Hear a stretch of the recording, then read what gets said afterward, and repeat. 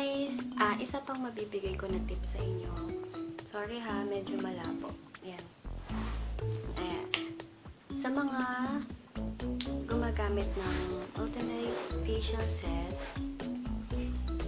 pagkagising nyo, magkuha kayo ng ice cube, then ipahid nyo sa face nyo. Mas okay yun kasi nag-close agad yung pores nyo. Yun lang, nakalimutan ko lang sabihin sa video na ginawa ko kung paano gamitin yung Ultimate Facial Set. Pero sa Flawless, no need na. Or kung gusto nyo, pwede din naman. Pero okay na okay yun sa Ultimate Facial Set. Huwag kalimutan ha, pag nag-apply kayo sa night ng papaya stem cell, pagkagising nyo, mag-apply na kayo agad ng ice. Yan lang. Basta lahat ng tips na ginagawa ko, lagi kong i-upload dito.